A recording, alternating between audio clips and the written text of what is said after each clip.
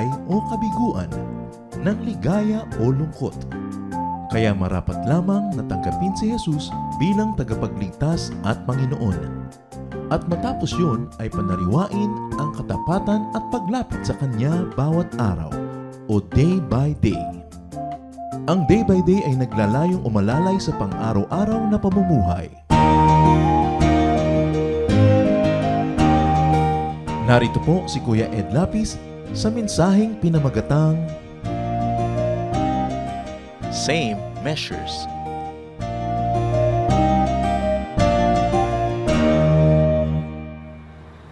Napakainam na tayo ay laging nagtatanong sa Panginoon bago gumawa ng hakbang, bago magbitaw ng mga salita at pangungusap, siyasatin ang laman ng ating puso.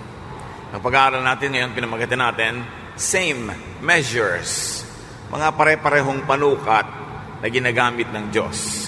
Salamat Ama dahil kayo ay Diyos na makapangyarihan at higit dyan, kayo ay Diyos na matapat. At ang katapatan nyo ay laging sapat sa aming mga pangangailangan. Kami Panginoon ay nagpapalinis sa inyo, humihingi kami ng karunungan para maunawa ang mensahe nyo para sa amin ngayon.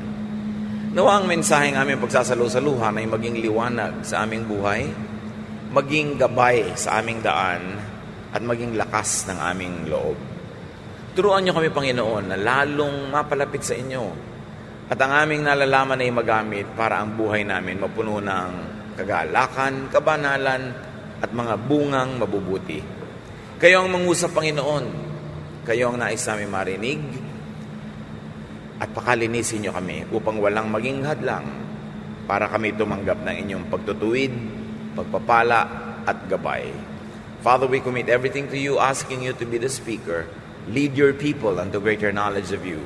In the name of Jesus our Lord, we pray, thanking you, worshiping you.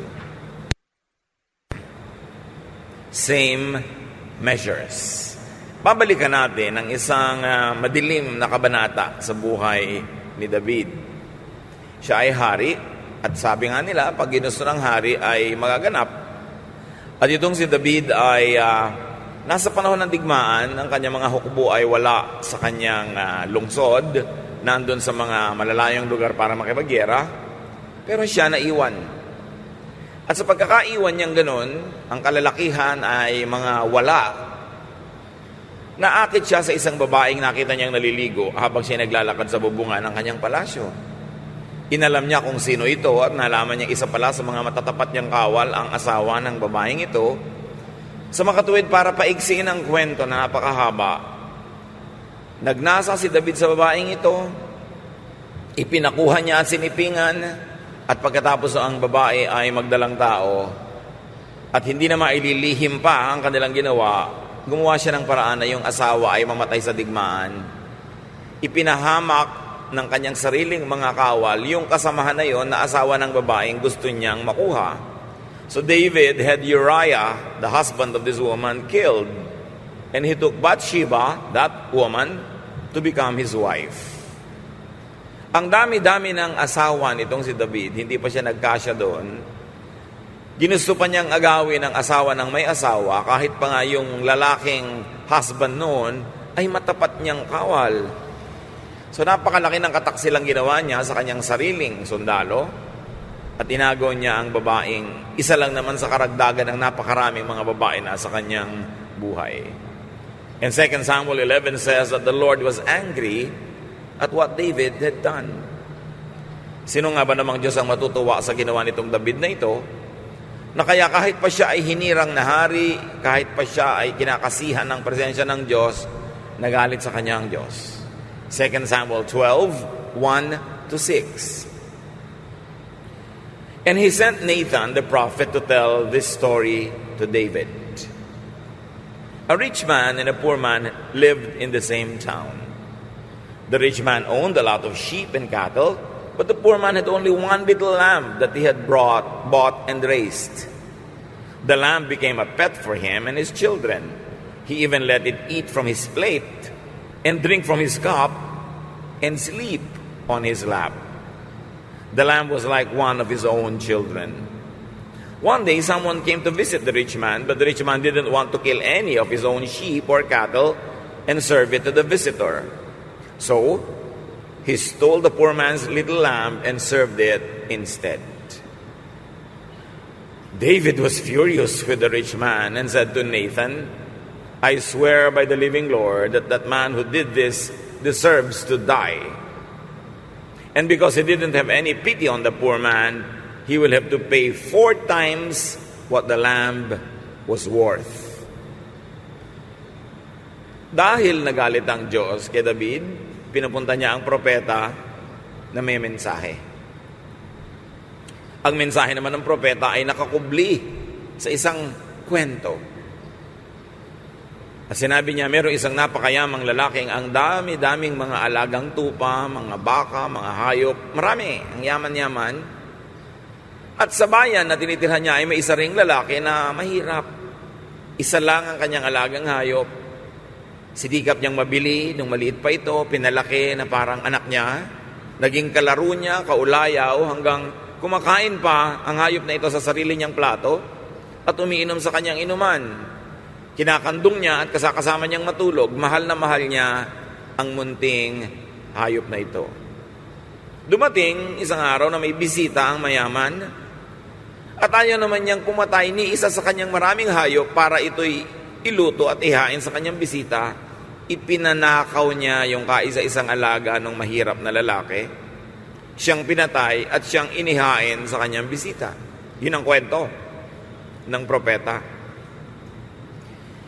Pagkarinig nun ay nagalit si David. Sabi niya, napakasamang tao niya. Ang yaman-yaman na niya, nagnakaw pa siya ng kaisa-isang alaga ng mahirap na lalaki. Dapat siyang mamatay. Dapat siyang patawan ng parusang kamatayan. At dahil ang ninakawan niya isang mahirap, na siya namang mayamang hindi na kailangan pa magnakaw, ang siya pang nagnakaw, magbabayad siya dapat ng higit sa apat na beses na halaga ng kanyang ninakaw. So nagalit si David, at sa kanyang galit ay binigyan niya ng hatol yung lalaki sa kwento. It is wrong to steal. That was the central message. But it is doubly wrong to steal when one has so much possessions already. It is wrong to steal. It is doubly wrong to steal when you no longer have any need. Masamang magnakaw ng tinapay kung nagugutom ka, pero lalo namang masamang magnakaw ng tinapay kung busog ka. At ang dami-dami mo ng tinapay na extra. So David passed judgment on the wealthy thief. Napaka-bigat ng judgment na binigay niya, death and a heavy fine. Dahil ang hari noon ay mga judges din, pagkarinig niya ng kwento, naghatol siya ng karampatang parusa. Sabi niya, ang yaman-yaman na niya, nagnakaw pa siya. Yung nagnanakaw dahil nagugutom, nagnanakaw ng gamot dahil baka mamatay ang mahal sa buhay, maaari pang bigyan ng luwag para unawain. Bagamat mali pa rin. Pero gaano pa kamali, yung mayaman ka na, nagnanakaw ka pa? Hindi ka na magugutom buong buhay mo, may ipapamana ka na sa mga kaapu-apuhan mo, tapos nagnanakaw ka pa rin. Sobrang sama na nun. At sabi ni David, dapat siyang mamatay. 2 Samuel 12:7-9. Then Nathan told David, you are that rich man. Now listen to what the Lord God of Israel says to you. I chose you to be the king of Israel. I kept you safe from Saul, and even gave you his house and his wives. I let you rule Israel and Judah, and if that had not been enough, I would have given you much more. Why did you disobey me and do such a horrible thing? You murdered Uriah the Hittite by having the Ammonites kill him so you could take his wife. Napaka-dramatic nung eksena. Matapos maglahad ng kwento ang propetang si Nathan, nagbigay naman ng hatol ang haring si David. Dapat mamatay ang lalaking yan, napakasama. Ang yaman-yaman na nagnanakaw pa sa mahirap. At pagkatapos, dapat siyang patawan ng bayad na 4 na beses ng halaga ng kanyang ninakaw. Sabi ni Nathan, ikaw, wala nang iba ang lalaki sa kwento. Ang dami-dami mo ng asawa, nang agaw ka pa ng kais-isang asawa ng isang matapat na lingkod mo. So Nathan shifts the focus on David and his crime. Sabi siguro ni David, me and my big mouth. Ang aga-aga niya kasing naghusga, ang dali-dali niyang nagbitaw ng salita ng paghatol at pagparusa, siya pala ang nililitis. Wala siyang kamalay-malay. God had given much to David, and God said, I would have given you much more.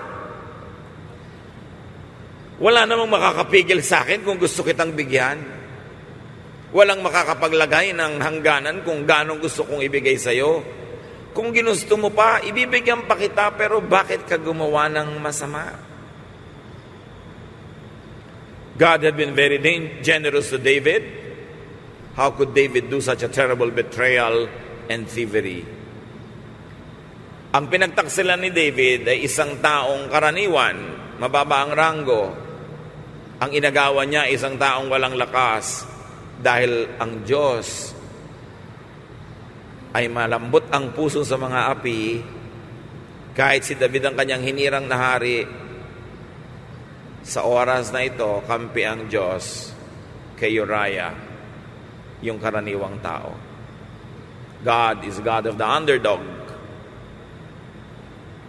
Maawain siya sa mga dehado, sa mga api, sa mga kawawa, sa mga kapuspalad. 2 Samuel 12:10-12. Because you wouldn't obey me and took Uriah's wife for yourself, your family will never live in peace. Someone from your own family will cause you a lot of trouble. And I will take your wives and give them to another man before your very eyes. He will go to bed with them while everyone looks on. What you did was in secret, but I will do this in the open for everyone in Israel to see. Ganon ang offense ng Diyos sa ginawa ni David. Dahil hindi mo ako sinunod, nang agaw ka ng asawa ng may asawa, hindi na magkakaroon ng kapayapaan ang pamilya mo habang nabubuhay ka. Isa sa mga anak mo ang lilikha ng napakalaking gulo sa iyong buhay. At ibibigay ko ang iyong mga asawa sa kanya, at sa harap ng buong bayan, sisipingan niya ang iyong mga asawa at ipapakita sa buong bayan kung ano ang laswa ng iyong ginawa. At naganap ngayon sa buhay ni David. Naging napakagulo ng kanyang buhay at talagang anak niya ang lumikha ng mga gulo sa kanyang buhay. So, because David said that man deserves to die, that man deserves to pay a heavy price, David would get doses of his own medicine. Trouble would hound him and his family all his life. What he did to Uriah would be done to him, but in more horrible proportions, kasi siya na mismo ang naghatol, times 4 dapat ang bayad. So God takes up Uriah's cause versus David. Something you wouldn't expect. God takes Uriah's side this time. Because as we have said, God loves the underdog. Even Jesus, the Son of God, came for the outcasts. Kaya naman dahil ang Diyos ay masisilip, mararamdaman kay Jesus, anong ginawa ni Jesus sa kanyang ministry? Pinahalagahan ang mga walang halaga. Kinilala ang mga hindi kilala. Sinamahan ang mga echepwera. Pinahalagahan, minahal, niyakap ang mga may sakit. Nakipagniig siya, nakipag-fellowship dun sa mga mahihirap, sa mga itinatapon ng lipunan. Yun ang puso ng Diyos. Malambot para sa mga kawawa, sa mga api. Sa pagpapatuloy ng kwento, 2 Samuel 13:15, David said, I have disobeyed the Lord. At parang ngayon naman lang niya naisip yun, ano? David is quick to admit guilt. Yan ang pinagkaiba ni David. Kahit grabe ang kasalanan, oras na natauhan, napagsabihan, napaalalahanan, napagalitan, natatauhan at naliliwanagan ang isip at bigla-bigla niyang inaamin ang kanyang kamalian. I have disobeyed the Lord, he said. Yes, you have, Nathan answered. You showed you didn't care what the Lord wanted. He has forgiven you, and you won't die, but your newborn son will. Then Nathan went back home. Sabi niya, nagkasala ako sa Panginoon. Oo nga, talagang nagkasala ka. Pinakita mong wala kang pakialam sa katuruan ng Diyos. Pero pinatawad ka na niya. Kung gaano kabilis si David tumanggap ng kamalian, gano'n naman kabilis magpatawad ng Diyos sa kanya. Pinatawad na. He has forgiven you. Hindi ka mamamatay tulad ng hatol mo na dapat gawin dun sa nagnakaw. Pero yung bagong panganak na anak mo, na anak nila nito sa pagkakasala nitong babaeng si Bathsheba, kanya, mamamatay ang batang yan. At tapos umuwi na si Nathan. Napansin nyo yung mga propeta, hindi sila nakikikain sa palasyo ng hari. Hindi sila nakikipagkaibigan o mabutihan.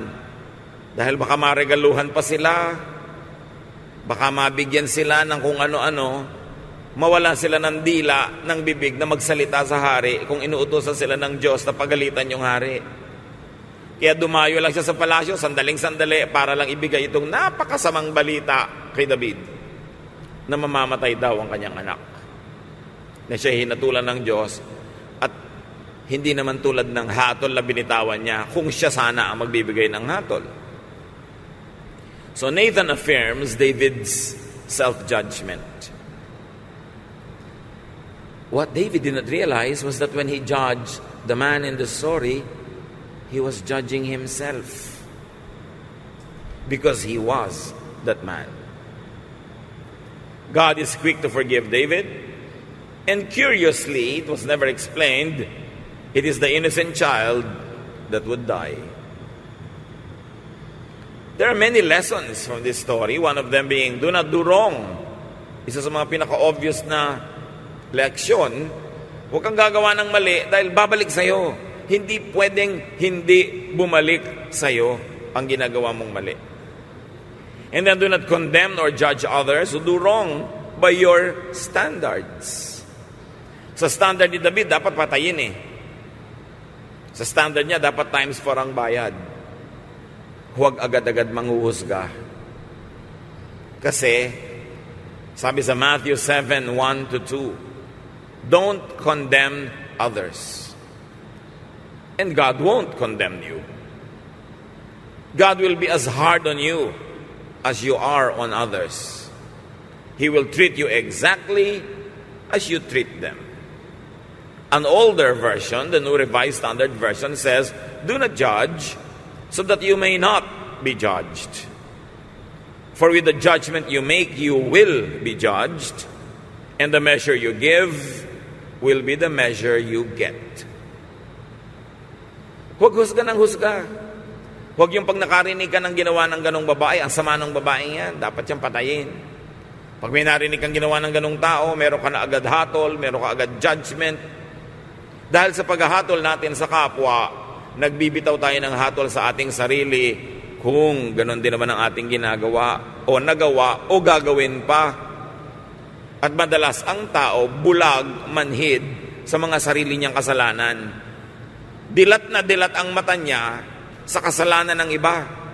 Kitang-kita niya ang pagkakamali at pagkukulang ng iba, pero hindi niya nakikita ang sarili niyang mga pagkakamali. Kaya ang galing-galing niyang manghusga. At isa sa mga leksyon ng kwentong ito, magdahan-dahan sa paghusga. Ano kaya ang magiging hatol ng Diyos kay David kung iba ang naging hatol niya doon sa lalaking narinig niya sa kwento? Ano kaya ang magiging hatol sa kanya kung sinabi niyang nakapagnakaw man yung lalaking mayaman na bagamat mali, baka nadaya siya ng kanyang kasakiman. Baka nadaya siya ni Satanas. O baka may ibang dahilan siya na hindi natin alam kung bakit siya ganon. Kung nagbigay siguro si David ng kahit ganong konting puwang para unawain yung kahit na nga talagang maling-maling tao, ano naman kaya ang magiging hatol sa kanya ng Diyos? Hahayaan kaya yung anak niyang mabuhay? At hindi kaya siya hahatulan na ang pamilya niya at ang buhay niya ay mapupuno ng gulo?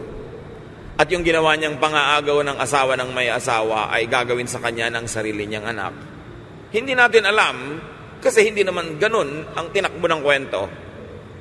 Ang alam lang natin ay nagpunta dito ang kwento dahil yon ang judgment na ibinigay sa kanya ni David. So mag-ingat-ingat. Try hard not to judge people. Judging is God's business. It is not man's business. Idiniin yan ng Panginoong Jesus. Kaya dapat din nating idiin at paulit-ulitin. Matthew 7:3-5. Jesus speaks here. You can see the speck in your friend's eye, but you don't notice the log in your own eye. How can you say, my friend, let me take the speck out of your eye when you don't see the log in your own eye? You're nothing but show-offs. First, take the log out of your own eye. Then you can see how to take the speck out of your friend's eye. Isa na ito sa mga pinakamadalas i-quote na katuroan ng Panginoong Jesus. Sabi, bakit kitang-kita mo ang kaprasong puwing sa mata ng iyong kapwa, samantalang hindi mo napapansin yung isang malaking troso na nakatakip sa iyong mata? Saan ka kumukuha ng sikmura para sabihin mong, halika kaibigan at tatanggalin ko ang puwing sa iyong mata, samantalang hindi ka naman nakakakita dahil ang laki-laki nga ng nakabara sa sarili mong mata. Nagpapasikat ka lang, nagyayabang, nagkukunwari, nagbabalat kayo. Ang unahin mo, tanggalin mo ang sariling bara ng iyong mata bago ka makialam sa mata ng may mata. Bakit naman itinuturo ng Panginoon yung ganon? Una, because you might be unfair to people when you judge them. And number two, definitely, you will be harsh on your own self when you are harsh on others. Because the measure you give is the measure you get.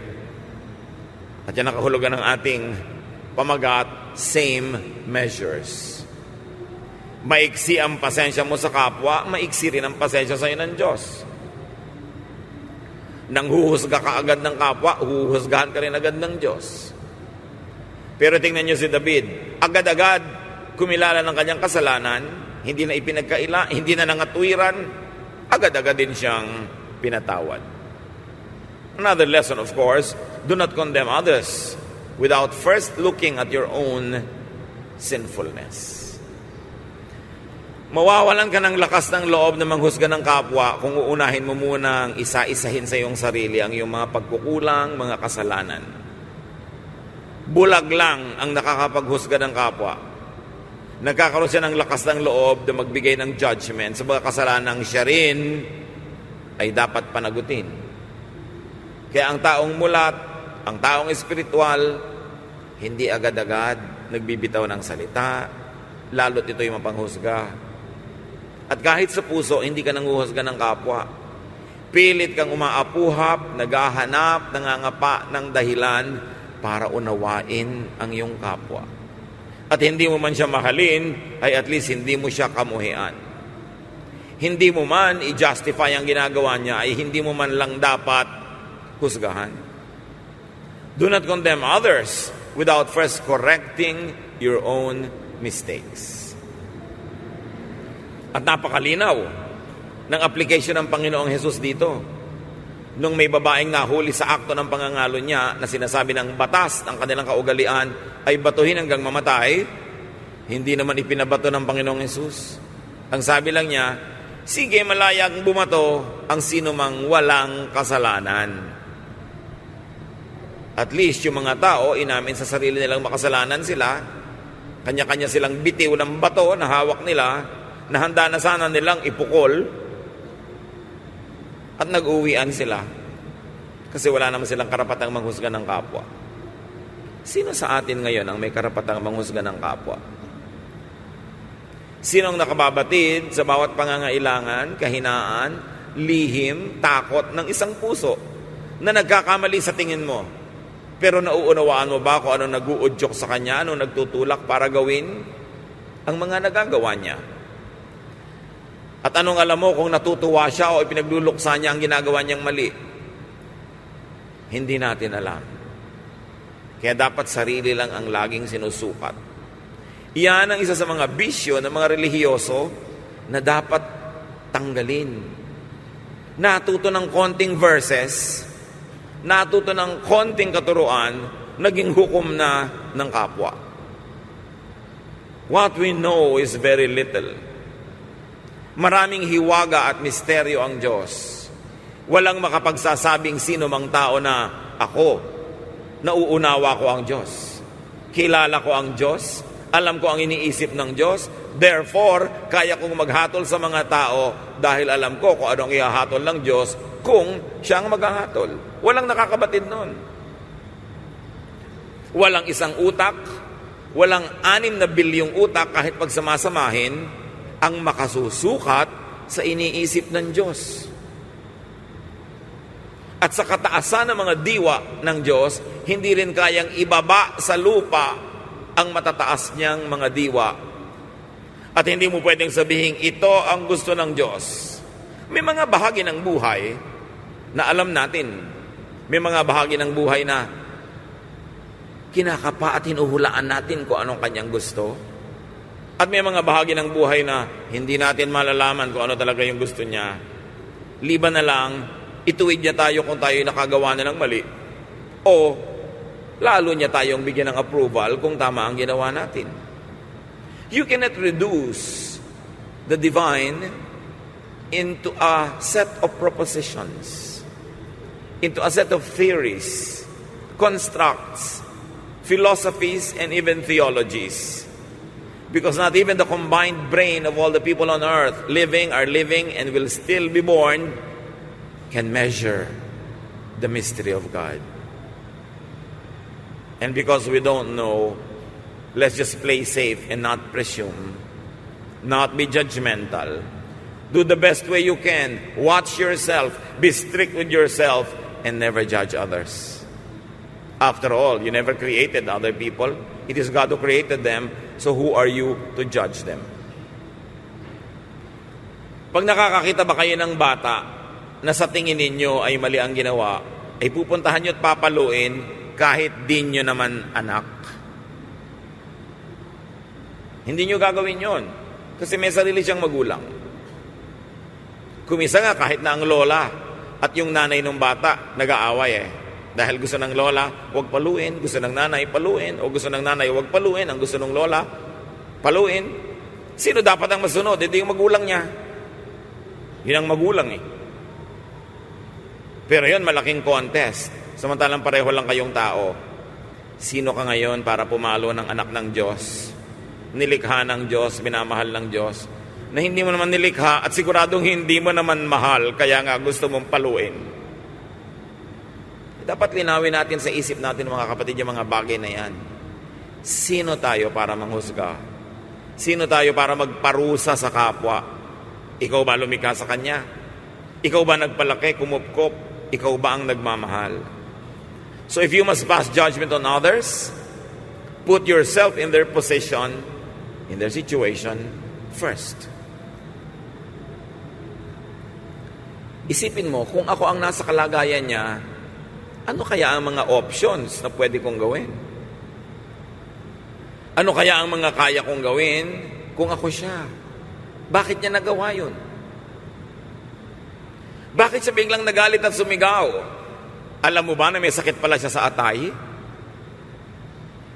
Alam niyo mga kapatid na ang ating emosyon, more or less, kung may nagko-control niyan, hindi yung puso, hindi yung isip, yung atay. That our liver, because of all the things that it secretes, its imbalance or balance, affects our emotions. Kaya mga sobrang mga emosyonal, dapat siguro nakadrawing sa kanila atay.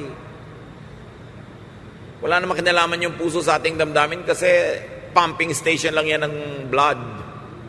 Pero dahil doon natin nararamdaman yung sikip ng dibdib, yung luwag ng dibdib sa emosyon, akala natin yung puso ang sentro ng emosyon. Actually, yung atay. May mga taong higit na mapagnasa sa kapwa kaysa sa iba dahil sa kanilang ginagawa ng kanilang pituitary glands. Merong taong ganito ang ayos, ganito ang kilos, ganito ang ugali dahil sa genes. Nananalaytay sa kanyang ugat ang dugo ng napakaraming mga ninuno na naghalo-halo sa kanya. Ilan ang lola nyo, halimbawa? May lola kayo sa ina, may lola kayo sa ama. Pero yung lola nyo, may nanay pa yon, di may another lola na naman kayo sa tuhod. Yung lola nyo sa tuhod, may nanay pa rin yun, so may lola kayo sa talampakan. Siyempre, ang dami-daming mga pinanggalingan yan. Kanya-kanya mga ugali yon. Pero alam nyo bang lahat ng yon nasa ating genes? Kaya kuminsan, yung ilong mo, kamukha nung lola mo sa father's side. Yung tenga mo, kamukha nung alaga nila, kuneho. Di ba? Yung ganito, marami kang pinagmamanahan. So, paano mo sisisihin ang isang tao kung ba't siya ganun? Bakit mo papagalitan ng isang bata kung kaliwete magsulat, kung kaliwete yung kamay niya? Yun ang sinasabi ng genes niya. Nagpasya ba siya isang araw, sinabi niya, magiging kaliwete ako. Magiging kaliwete ako para dehado ako sa buhay. Para lahat ng kambyo ng kotse, mahirap kambyohin dahil ginawa para sa mga right-handed. Diba? Magiging kaliwete ako para kakaiba ako sa mga kaklase ko at ako'y kanilang tuksuhin. Pinagpapasyahan ba yon? Nakatakda. So pag nilawakan mo ang iyong pangunawa at gumraduate ka sa kamangmangan, magiging mas mabait ka. Nakikita mo kung isa ng ugali ng isang masamang ugali ng isang ninuno nandun sa bata. Sinadya pa niya yun? Nandun na eh. Kaya ang mahalaga lang, magsabit ka sa Panginoon para kung ano yung nandun na, mapaamu-amu mo naman kahit paano. Pero pwede mo bang palitan yung blood type mo? Pwede mo bang palitan yung body type mo? Nakatakda. At kung tatanggapin natin mga kapatid, may mga taong ang iba sa kanilang mga ginagawa, ang kanilang mga tendencies, ang kanilang mga likas, hindi naman nila pinili, nakatakda yun, babait ka. Kailangang maunawa natin ang maraming bagay bago tayo manghuhusga sa kapwa. Halimbawa, may mga lalaking lahi talaga nila na maagang maubusan ng buhok. So pag nakita mo yung tatay niya, ng nobyo mo, liban na lang magmana yung nobyo mo sa lahi ng nanay niya, alam mo na magiging itsura niya pag naging 40, 50. Kasi, dinesisyonan ba niya yon? No. Nakatakda. Kaya kung pinipili mo rin ang mapangasawang babae, gusto mo magka-ideya kung ano magiging itsura niya, asal niya, pagtanda niya, tingnan mo yung nanay. Hindi 100% na magiging kamukha ng nanay, pero ang laki ng chance. So kung yung magiging biyanan mong ganun, ayaw mo nang nakikita mo, mag-isip-isip ka. Kasi nakatakda. Sana napipili ng tao kung ano magiging itsura ng buhok niya. Sana napipili ng tao kung ano magiging korte ng bone structure ng mukha niya. Sana napipili ng tao kung anong genes ang aandar sa kanyang katawan. Para ang piliin na lang niya yung lahat ng kaibig-ibig, katangi-tangi. Pero hindi. At dahil doon, dapat nating tanggapin ng ating mga sarili at ang ating kapwa. Tulad ng pagtanggap ni Jesus. Walang patakaran, iniibig, tinatanggap. At ang nagkakamali, sabi niya, forgive them 70 times 7. Sa kaaway, ang sabi ni Jesus, love your enemy. Kung ang payo ni Jesus ay mahalin mo pati ang kaaway mo, ba't hindi mo naman mamahalin yung tao, hindi ka naman inaano, ayaw mo lang sa kanya? Kailan pa kaya natin maa-apply sa buhay natin yung katuruan ni Jesus? Paano tayo magiging Kristiyano ng 10, 20, 30 taon na mapanghusga pa rin? Magagalitin pa rin, walang pangunawa sa kapwa, walang pag-ibig. Anong magic ang kailangan mong gawin para hindi mo maintindihan ang mga verses sa Bible na linggo-linggo, araw-araw ay sinisiksik sa iyong tainga? Para hindi mai-apply ang mga simpleng-simpleng bagay na huwag manghusga. Na mahalin ang kapwa, na tanggapin sila. Yun lang, that's the greatest religion already. Hindi mo na kailangan magkaroon ng kung ano-anong matataas sa pinag-aralan. Hindi mo na kailangan na tumaas ang ranggo mo sa church. Matuto ka lang tumanggap at magmahal sa kapwa. Narating mo na ang dapat marating ng pinakamatayog na pananampalataya. Dahil yan ang turo ni Jesus. Love God and love your fellow men. Sabi niya, this is all the law and the prophets. Kung kukunin niyo ang lahat ng halaga, turo ng lahat ng kautusan ng Diyos, ito lang ang dapat matira. Unahin mong ibigin ang Diyos at pagkatapos ibigin mo ang iyong kapwa gaya ng pag-ibig mo sa sarili mo. So ito ang isang napakalaking katotohanan, mga kapatid, na dapat nating tandaan. Sabi ni Jesus, mahalin mo ang iyong kapwa gaya ng pag-ibig mo sa iyong sarili. So kung hindi ka mapagmahal sa kapwa, anong ibig sabihin? Hindi mo talaga mahal ang sarili mo. Because the measure you give is the measure you get. And by the way, you measure yourself, you measure others.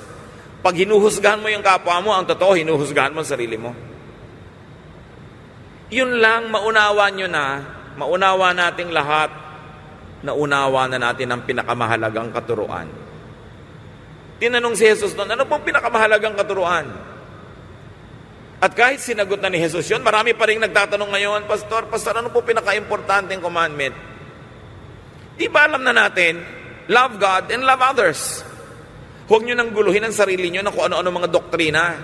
Isa ba ang Diyos o tatlo? Ang baptism ba ay lubog, wisik, turok, buhos? Ang kakainin ba natin sa Lord's Supper ay ostya o puto o kutsinta? Ang isusuot ba natin ay puti o itim pag tayo namamatayan? Ang version ba ng Bible dapat ay King James o New Standard Version o whatever? Hindi yun ang tanong. Ang tanong lang ito, umiibig ka ba sa Diyos at sa kapwa mo? Kasi yun lang naman ang turo. Yung iba panggulo lang. Kaya nagkakawatak-watak, nag-aaway-away dahil dinodoktrina ang lahat ng bagay. May doktrina kung gaano kahaba ang palda, may doktrina kung gaano kahaba ang buhok, may doktrina kung saan ilalagay ang hikaw, sa ilong ba, sa pusod ba o sa tenga. May doktrina kung ano dapat ang kanta, mabilis ba o mabagal, malakas ba o mahina. May doktrina lahat. Pero sabi ni Jesus, ito lang yan. Ang lahat ng kautusan, pag pinagsama-sama mo, ito lang yon. Love God and love others. When you fail in that department, no success in the other doctrines that you value will count. Kahit palagi kang naka-long sleeves at mukha nakapamburol, kulang na lang maglagay ng bulak sa ilong dahil gusto mo formal ka na mukhang bangkay, walang point.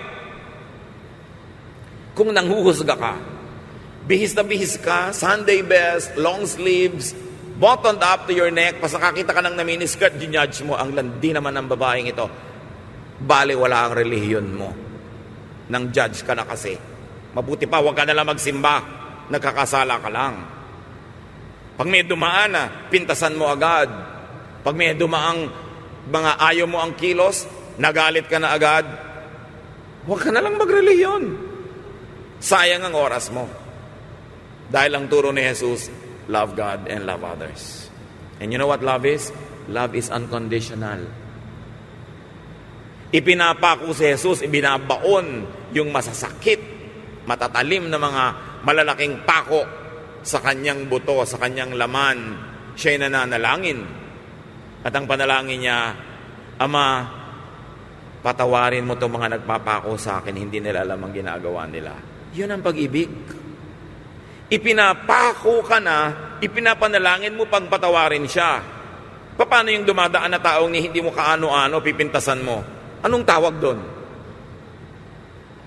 At habang nagiging mas relihiyoso ang tao, mas nagiging pintasero, mas kumikitid ang utak, mas maraming kinakamuhian, at mas nalalayo sa kapwa, lalo na sa kapwa mananampalataya, na iba ang doktrina. You see all the deception of religion. Imbes ipakilala ng relihiyon ng Diyos sa tao, tinatakpan at pinapalitan ng iba ang imahe ng Diyos. Kaya dapat lampasan mo yan. Magkaroon ka ng personal na pakikipagniig sa Diyos. Personal na pagkakakilala sa Diyos. Hindi laging, Pastor, masama po bang gawin ko to? Pwede ko po bang gawin ito? Magpasya ka.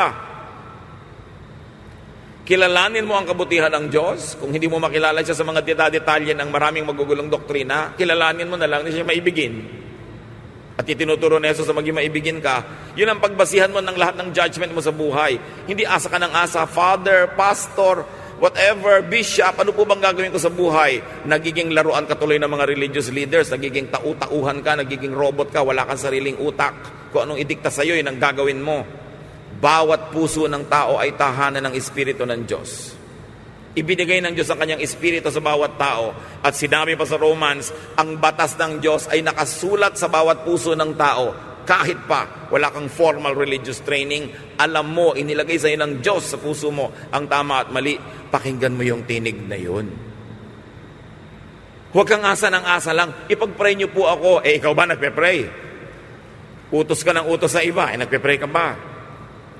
Attend ka ng worship. Hindi ka nag-aaral na kahit ano na lang sabihin sa iyo. Kaya alam niya nangyayari sa mga taong maraming mga relihiyoso sa buong mundo, kahit iba-ibang relihiyon, nagiging mga tau-tauhan. Pag sinabi ng leader nila, kalaban natin yung kabilang religion, patayin niyo sila lahat. Religious wars. Pag sinabing mali ang teaching nila, nag-research ka ba, pinag-aralan mo ba? O mali daw, sabi nino, sabi ni pastor. Mag-aral. Bawat isa haharap sa Diyos. Bawat isa huhusgahan ng Diyos. Hindi grupo-grupo. Pag may ginawa ka, hindi pwede sabihin, kasi po sabi ni ganun mananagot ka. Kung minsan, ang disadvantage ng sobrang organized na relihiyon, ang mga tao wala nang pagsisikap na kilalanin ng Diyos on their own. Wala na silang ginagawang pakikipag-ugnayan sa Diyos, pati prayer nila, ipapapray pa sa iba. Hindi naman masama magpa-pray sa iba, tinuruan tayong gano'n, pero tiyakin mo munang nauna ka lang nag-pray bago ipapray sa iba. Hindi ka lang lulon ng itinuturo sa iyo. Paano kung mali?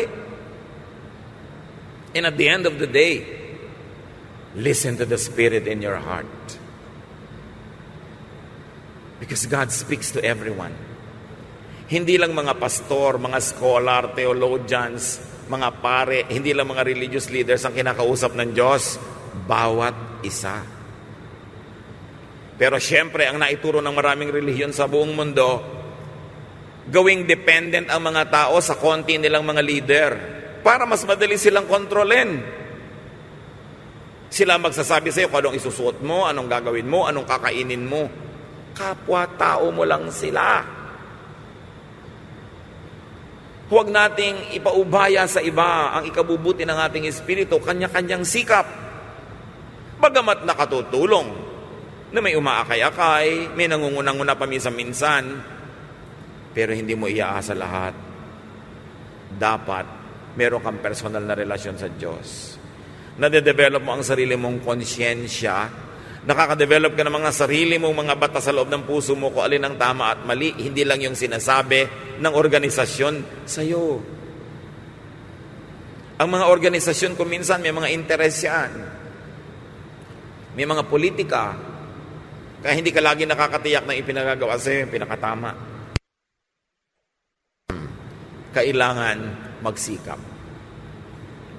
Ang nakakapagtaka kasi mga kapatid, simple lang naman ang turo ni Jesus.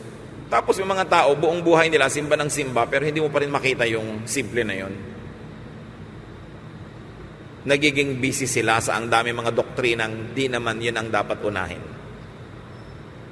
Sabi ni Jesus, at sabi na rin sa ibang parts ng Bible, love covers many sins.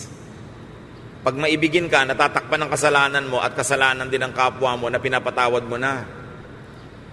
If we're going to be good at something, be good at loving. Be good at forgiving. Be good at not judging. Hindi yung sa ulo mo lahat ng verses para meron kang tool to judge others. Sabi ng verse na ito, hindi dapat ganyan ang buhok mo. Sabi ng verse na ito, dapat itong kainin mo. Dumami pa yung verses mo alam para lang dumami ang kakayanan mo maghusga.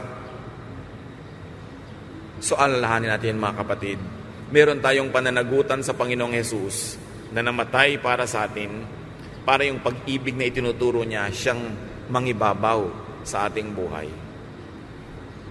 So if you must pass judgment on others, judge only as you would want to be judged yourself. May anak ng isang ina, may ginagawang ayaw mo, i-judge mo yung bata. Kung may anak ka rin, isipin mo, ganun mo ba gusto na ma-judge din ng kapwa ang iyong anak? Tiyakin mo lang na kung manghuhusga ka, willing ka na yung the same judgment will fall on you. Tulad nitong si David, yung judgment niya, yun ang ipinataw sa kanya. Ikinuwento kaya yun para lang sabihin natin, wow, what a nice story. No. Because there's a David in each one of us.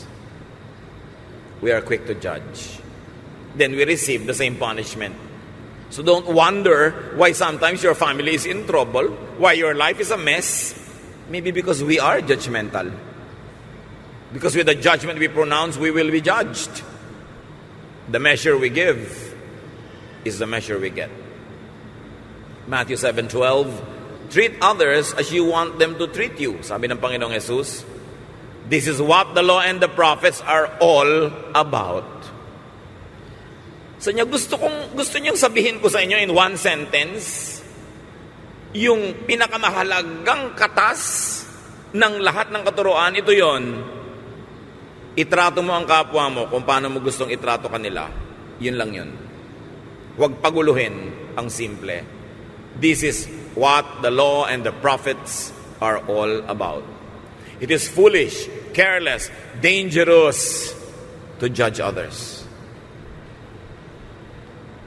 It is foolish, careless, and dangerous to be cruel to others because you will receive the same treatment. And it is foolish and dangerous to steal from others. Huwag mang agaw. Huwag mang agaw ng asawa ng may asawa. Huwag mang agaw ng posisyon ng may posisyon. Huwag mang agaw ng credit ng may credit. Kung gusto kang bigyan ng Lord, hindi imposible sa Kanya na bigyan ka sa tamang paraan. Hindi mo kailangang gumamit ng maling paraan para lang makuha mo ang gusto mo. Dahil babawian ka lang noon. Ano ang gusto nyo sa buhay? Sikapin yung makamit sa tama at makadiyos na paraan. Kung sa kabila ng tama at makadiyos yung paraan na hindi nyo nakakamit, ibig sabihin, ayaw ng Diyos yun para sa inyo. O ayaw pa lang, baka bukas, pwede na. Pero huwag na huwag manghihiram ng mga kasangkapan ni Satanas para gumawa ng isang bagay. Dahil bagamat magagawa yon, kanino ka nang hiram ng gamit? Ano ang bayad ng ganung mga bagay? Ama namin, suriin niyo po kami. Ilang beses, paulit-ulit na nadidinig namin ang mga bagay na ito. Pero ngayon, Lord, with feelings, iparamdam niyo sa amin kung kami judgmental or not. Ipamukha niyo sa amin kung paano kami nagiging judgmental. Paano kami nagiging mapanghusga. Lagi namin ina-apply yung aming mga pananaw sa buhay ng iba kahit hindi naman namin naintindihan ang buhay nila. Nawa maging totoo sa buhay namin yung kaisa-isang mahalagang turo. That we treat others as we like to be treated. That we love you and we love our fellow men like we love ourselves. Nawa, Panginoon, huwag na kaming magulo pa sa kung ano-ano mga teachings na nagbubunga lang ng mga away, bangayan, masasakit na mga paghihiwalay, pakikipagkagalit, na ang bunga lang naman, hindi kami nagiging loving. Kumisa nagiging magaspang pa kami, mapanghusga at mapanakit. Hindi naman ito ang kabuuan ng lahat ng kautusan, kundi ang kabuuan ay pagiging maibigin. Pinakamahalaga sa lahat. Ituro mo sa amin, Panginoon, na ito ipamuhay At nawa lumaya kami sa mga gapos ng mga masasamang ugali ng judgment. Makalaya kami sa mga judgment na ibinibigay namin sa iba na sa amin din lang naman bumabalik. Kung may mga kapatid kami na narana sa mga hirap, walang katapusang gulo sa buhay, ipakita mo kung ang dahilan nito ay judgmentalism. Pagnanakaw sa kapwa ng hindi dapat. Turuan niyo po kami, Panginoon. Nais naming mamuhay ng payapa, masagana, ayon sa inyong paraan. Pagbulay-bulayan natin mga kapatid kung ano ang kahulugan nito kung susundin natin sa ating buhay.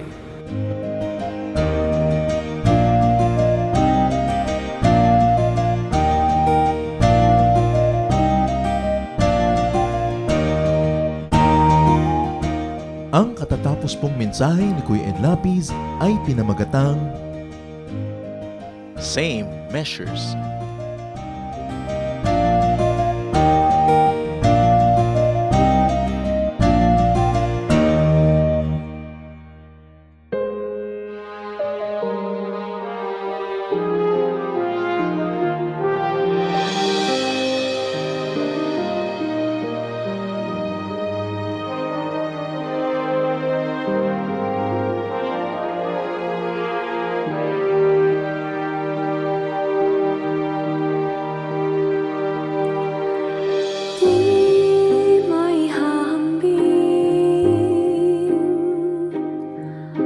Pag-ibig niyo sa akin,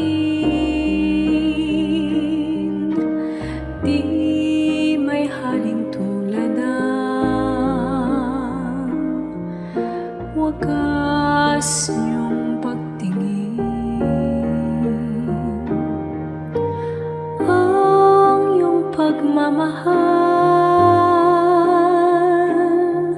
sadyang walang hadlang, wala sa kalagayan at katayuan.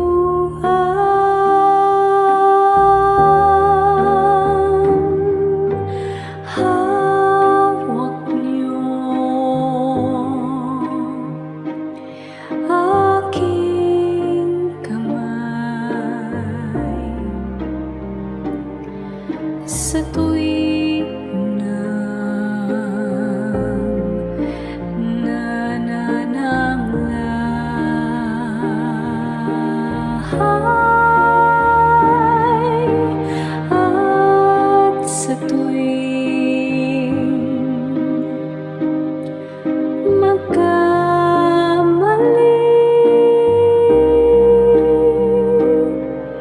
Walang hanggang pagpapatawad niyo sa'kin.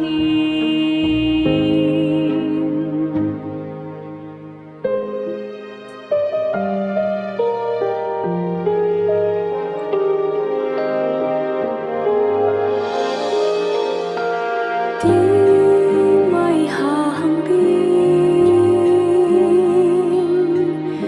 pag-ibig niyo sa'kin, di may haling tulad ng wagas niyong pagtingin. Ang iyong pagmamahal sadyang walang hadlang, wala sa kalagayan at katayuan.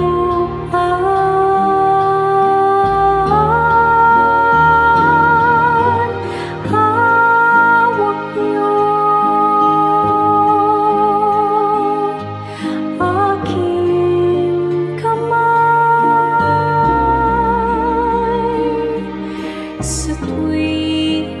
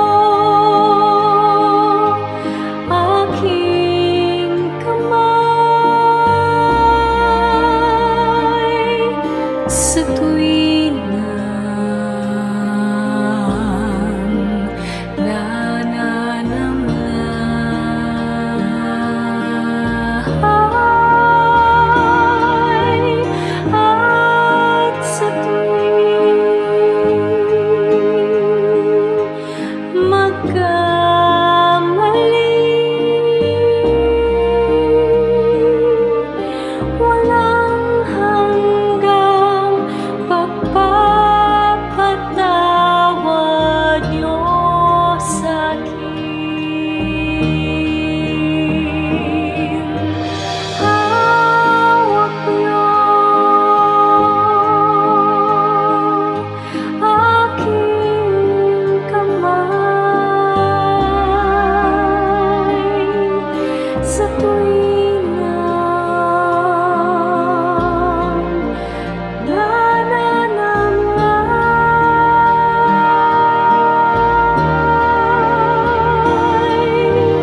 at sa tuwing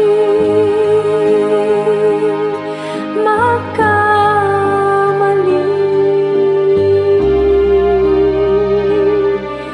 Walang hanggang pagpapatawad niyo sa'kin. Walang hanggang pagpapatawad niyo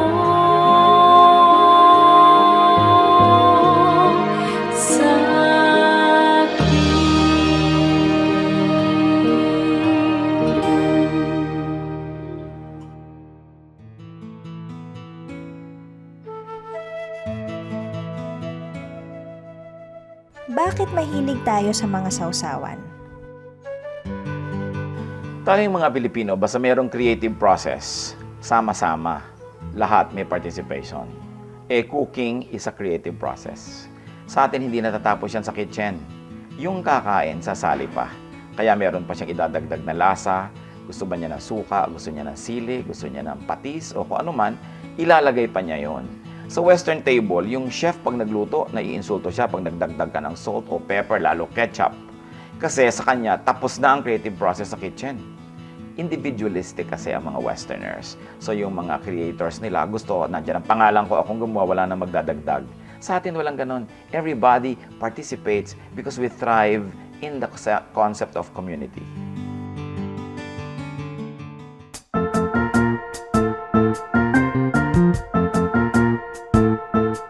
Oras na po para pansamantalang magpaalam ang programang Day by Day. Tayo po'y magsama-sama tuwing ika-6 hanggang ika-7 ng umaga, araw-araw. Magandang umaga po at mabuhay ang Panginoong Hesus!